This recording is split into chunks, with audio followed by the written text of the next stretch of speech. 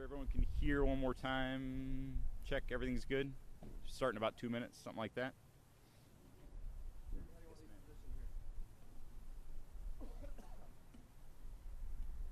Like this. How's that? Yeah. I would just keep the hands close by just so it doesn't.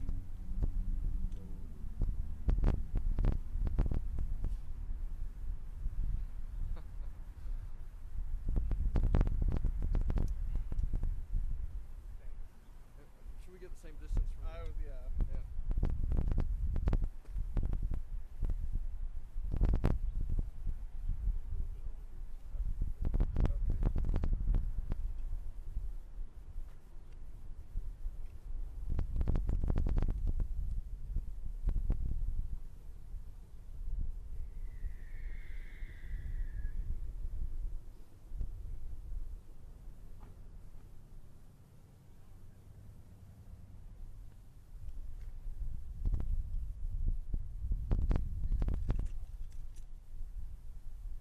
Hold this thing down. Oh, you probably know that. I did not know that. I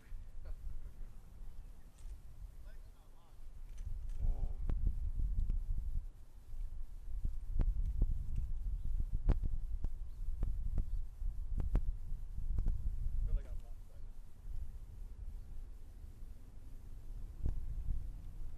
I just know I'm going to make the news when the sign gets out the other way. When it falls over and you like reaching for it. I feel like mine's not tall enough.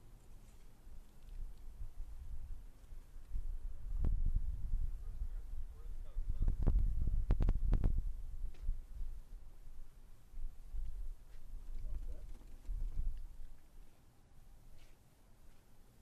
How's everybody here? Everybody set up okay?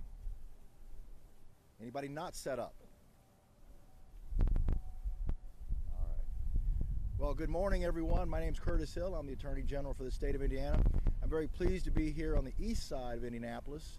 As most folks know in this state, the Attorney General's office has taken an active role with the Indianapolis 10 Point Coalition, believing that it's a great model for engaging in violent activities throughout the city of Indianapolis. And with that in mind, we've taken this approach on the road.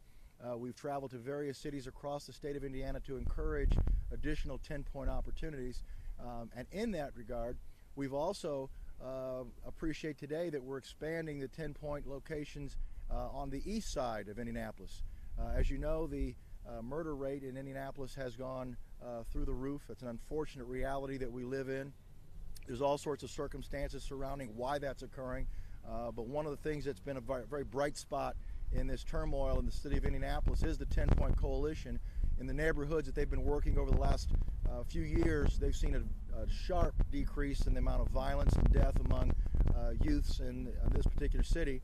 And so we're very encouraged to be able to support a new operation on the east side. The east side of Indianapolis has been hit particularly hard, and it's our belief that this type of engagement by the faith community, by the neighborhood associations, by former gang members that model the 10-point supports will be an active success story here on the east side of Indianapolis. So our office is certainly supporting this endeavor, this new effort today, along with local law enforcement. We have several individuals here who will come up and make comments about this program, and then we'll offer some opportunities for questions. So with that, I would introduce the leader of the 10 Point Coalition, the leader of the board, Reverend Harrison. Reverend Harrison has certainly been instrumental in not only his leadership in the Indianapolis 10 Point, but he and I have traveled all over the state of Indiana. We've gone to Gary, Fort Wayne, South Bend, Kokomo, Anderson, Evansville, among others, developing a rapport with those particular cities and individuals regarding a 10-point program in those communities. And I would expect that we'll be seeing some 10-point activity in some of those cities in the very near future. So with that, I'd like to turn this over to Reverend Harrison. Thank you. I would like to take this time out, first of all, to thank Attorney General Curtis Hill for not only this support, but for caring about young people all across the state of Indiana. It is refreshing to have a group of individuals behind me that really care about our young people, and this is why we're gathered here today. I have been working in this city for about 20 years now, being a crime fighter, and one thing I have learned over the years is that no one group or no one agency alone can curb the pattern of violence, that it takes all of us. It takes community partnerships, and the 10-point model is a partnership between community and law enforcement that addresses the issue of particularly urban youth gun violence as it impacts particularly young men of color between the ages of 14 and 24 years old.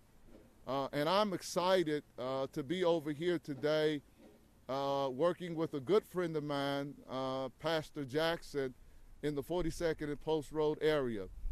10 Point will begin doing patrols in this neighborhood starting January the 2nd, and we will do it 4 nights a week, and we will take individuals from this neighborhood, residents that live in the neighborhood, OGs, original gangsters, individuals that at one point in time was a part of the problem in the neighborhood. They have this kind of street credibility that is needed to reach the population that we're trying to reach. There are 3 goals that we have as 10 Point. One is prevention, the other is intervention, and then the third is enforcement. What our patrol teams will be doing in their portion of this initiative is they will be ministering to our most at-risk youth and ex-offenders. Number 2, we will be mentoring them, and that's important because we want to give hope to young people who may not see a bright future, and to give them an alternative to a life of crime, that there is better opportunities out there for them, and we want them to use their gifts in constructive ways rather than destructive ways. And then the third piece is we will be monitoring the young people. So as we build relationships with young people and we try to change their thinking, because their thinking is a part of the problem, and we're trying to get them to think differently and to handle their conflicts in nonviolent ways. So that's the part that 10 Point will be doing starting January the 2nd. We hope it's not too cold on that day, but we will be active. So every Tuesday, Wednesday, Thursday, and Saturday nights, we will be in this neighborhood working with all of our collaborative partners because we really got to deal with the root causes that's leading to the violence. So that's why no one group is the silver bullet to this issue. It's going to take all of us working together.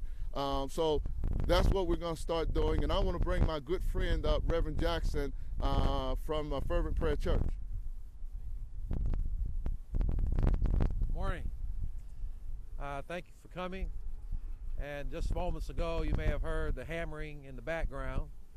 And we didn't know we would have that added sound effect to help us to launch the hammering together of a coalition that will help move this very, very large obstacle that we're facing with regard to lawlessness in our community. This is not just something that's happening all over the city, but particularly right here on the far east side of Indianapolis. We have a lot of good people working to solve the problems.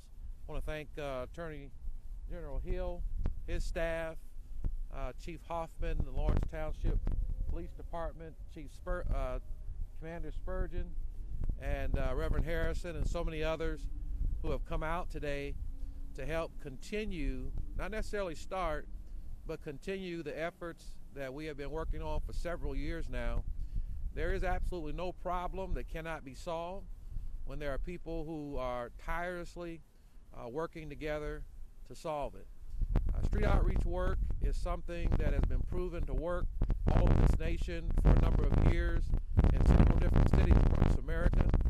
It is also an initiative that has been included in several mayors' plans for making sure there's crime prevention.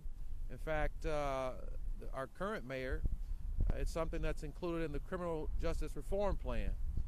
And so we're excited about the fact that Attorney General and Reverend Harrison and others are implementing this plan now. Although it will actually start boots on the ground January 2nd, it has already began. So we're excited about that. We thank you all for your partnership. As pastor of the Fervent Prayer Church and president of the Far East Side Action Coalition, we're excited about this partnership, and we're expecting great things in the future. Thank you.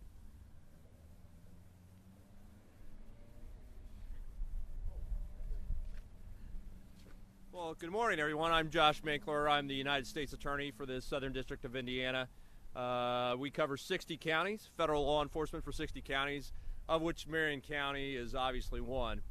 I want to make 3 observations. The first observation is I want to thank Attorney General Hill and Reverend Harrison for inviting the Department of Justice again. You might remember a couple months back, the Attorney General of the United States of America, Jeff Sessions, was here. I've worked in U.S. Attorney's offices since 1994, served under a lot of great Attorney Generals. Started with Attorney General Janet Reno, if you all remember her, then Attorney General John Ashcroft, Attorney General Alberto Gonzalez, Attorney General Eric Holder, Attorney General Loretta Lynch.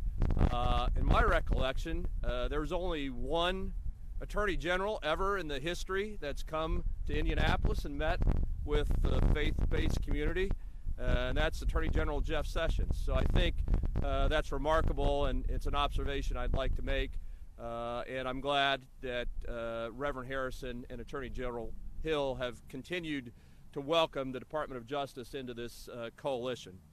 The second observation I'd like to make, and this is an observation that Attorney General Sessions makes all the time, is from, well, 2000 to about 2011 or 2012, we had relatively low violent crime in this country, relatively low violent crime in this district, relatively low violent crime in this community. No level of violent crime is acceptable, but I was here and I can observe that during that time period, violent crime in this community was a lot lower than it is now. We've gone, I think, 6 consecutive years setting records in this country, in this district, and in this city for violent crime, each year getting worse than the last. And so people say, well, why don't we try something new? But my, I guess, reaction is, why don't we try something old? Why don't we try what we did from 2000 to 2010, which is Project Safe Neighborhoods. It's a program that I know Reverend Harrison is very familiar with. He was here, he worked hard with it, and it was successful. And I hope to be able to talk more about Project Safe Neighborhoods and what the Department of Justice is doing in cooperation with many of these gentlemen here in the future. But really, why I'm here is to notice and appreciate the efforts of Reverend Harrison and Attorney General Hill, and that's my third observation. You know, Reverend Harrison has become, for a lot of you, sort of an overnight success. I mean, the Vice President's with him, he's on the national news, the Attorney General of the United States is with him, but like I said, I've been around for 23 years, so I know he's been doing this for a long time. He's not an overnight success. If you look at what he's done at Butler, Tarkington, and Crown Hill, we know it works. You looked at the violent crime statistics in that neighborhood, and he imposed 10 Point Coalition. At the same time, the United States Attorney's Office was leading an investigation into family ties and the Wade Havard organization, well known to people in that Butler, Tarkington neighborhood. At the same time, the United States Attorney's Office was leading an investigation to the mob, the group of juveniles and adults that were robbing pharmacies and shooting at each other and selling their drugs on the streets. but those combined efforts reduced violent crime in those neighborhoods. That's not an opinion, that's a fact. So that's a proven model, and it's a proven model I think should be embraced by this country, by this district, and by this city. And finally, I want to thank our Attorney General, Curtis Hill. You notice I didn't say my Attorney General. My Attorney General is my boss, Attorney General Sessions. But I live in this state. I was raised in this state. I went to college and law school in this state. Curtis Hill is our Attorney General as Hoosiers. And what he's done is remarkable. I think he's a real prosecutor. He understands the effect and the impact prevention efforts can have. And the Attorney General in this case has put his money where his mouth is to fill in some gaps, to start prevention efforts.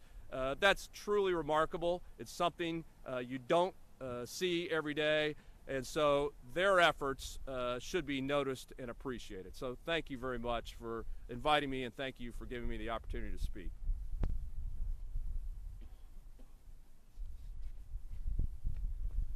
Good morning. I'm Roger Spurgeon. I'm the commander of IMPD East District, and it's my pleasure to be here to represent IMPD on this occasion.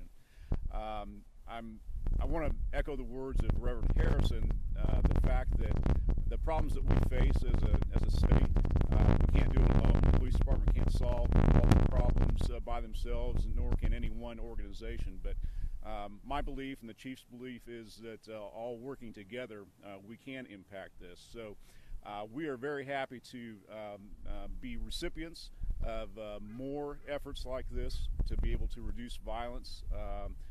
The east side of Indianapolis historically has faced a significant amount of violence and other challenges, but there's also great things happening on the east side of town, and I've borne witness to that, particularly in the past 18 months.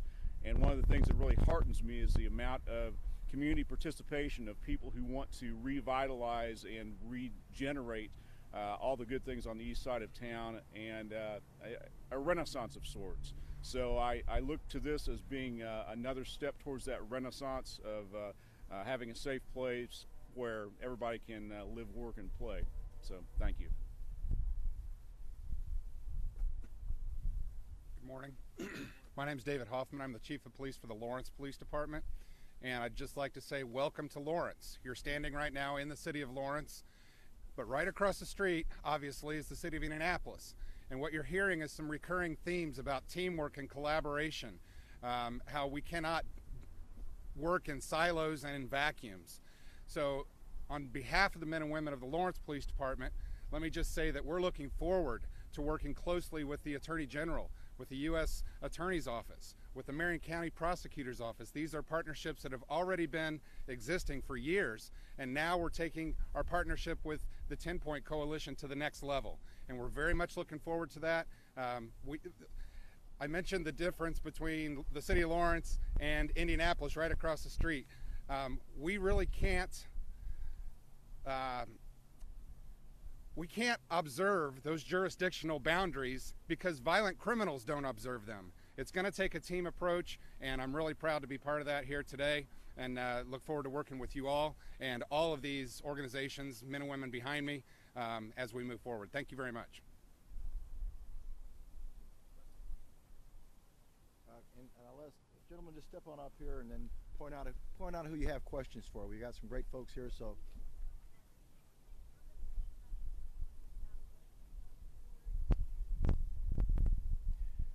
The money, back this summer, we set aside $500,000 in the Attorney General's office that's being administered to the IDEA, the Indiana Drug Enforcement Association, for this particular project.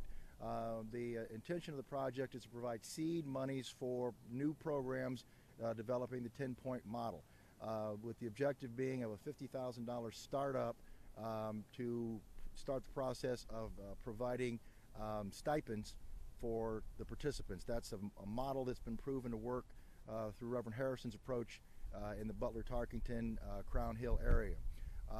From that standpoint, each recipient will have an opportunity to reapply, but on a reapply, it will require a match from the community. So the idea is for this not to be a continuing funding from the Attorney General's office, it's clearly seed, and the idea is for communities to develop their own strength and resource to be able to support the existing programs going forward.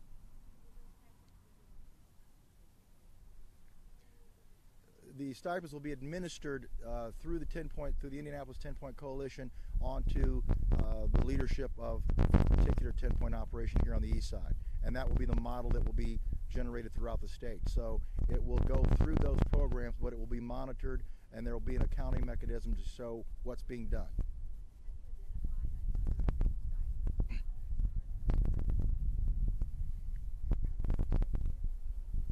Well, quite frankly, I think that the Indianapolis area is starving for 10-point coalitions all over the community. That's something that we would like to see, but our focus is to try to get this out around the state. I think the Indianapolis community itself should be strong enough to recognize the value of what's been going on in 10-point and to generate more of these. With our resources, we felt it was very important to get this started on the east side because of the amount of trouble that's been happening here.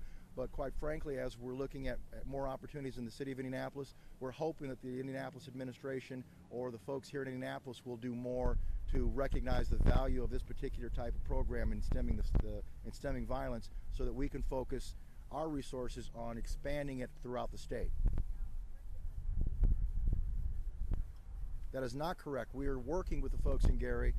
We've got a very active engagement with the Gary for Life program, and they're very excited about it. We're getting close. One of the things that's necessary is to find the appropriate leadership. You have to have someone who's going to get that call at 2:30 in the morning that nobody else wants to take. We have that here in Indianapolis with Reverend Harrison. We now have that on the east side with Reverend Jackson. So we need to make sure that these programs are staffed by reliable, competent, supercharged people who are going to be there when the chips are down. That's imperative. These programs will not work without sustainability.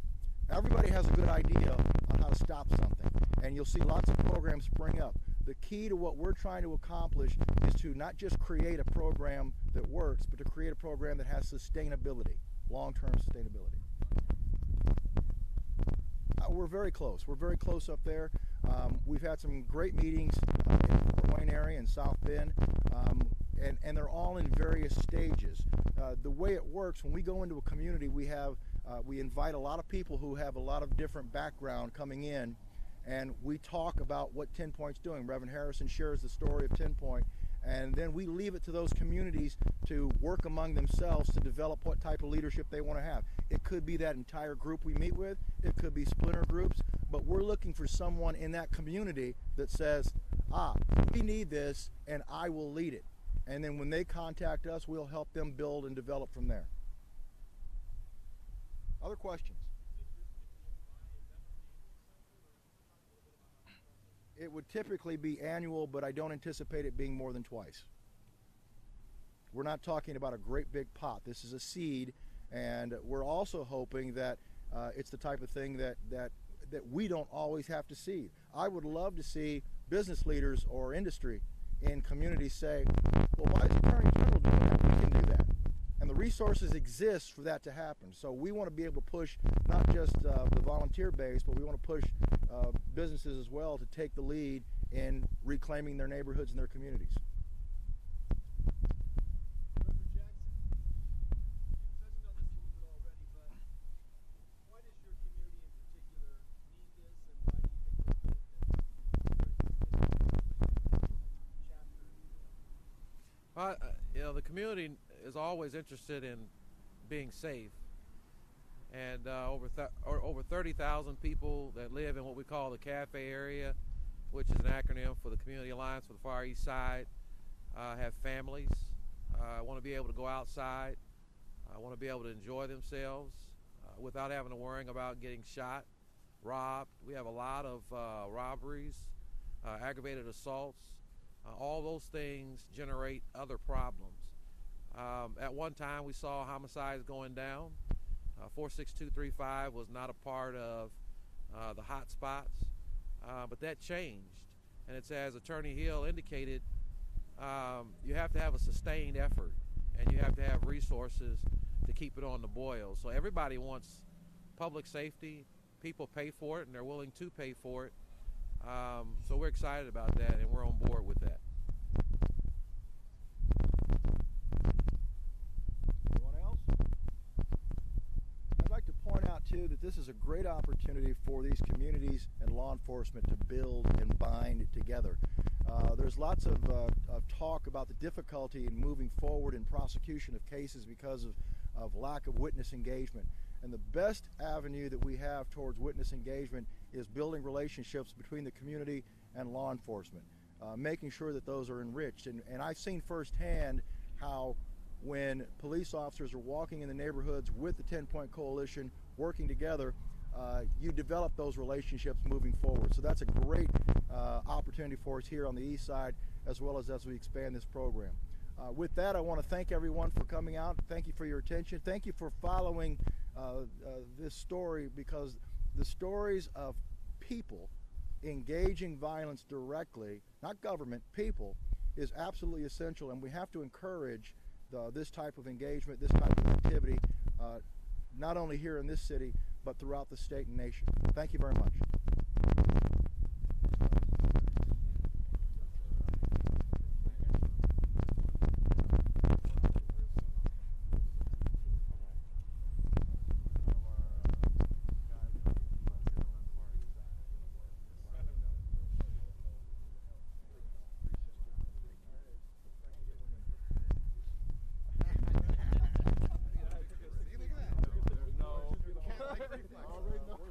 So if you could message that, say, look, let me help you, because if it gets on his desk, and it's going to be.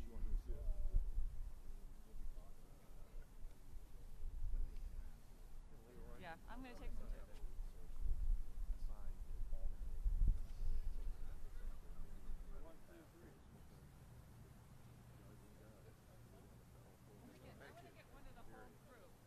You know what? I mean, it's going to be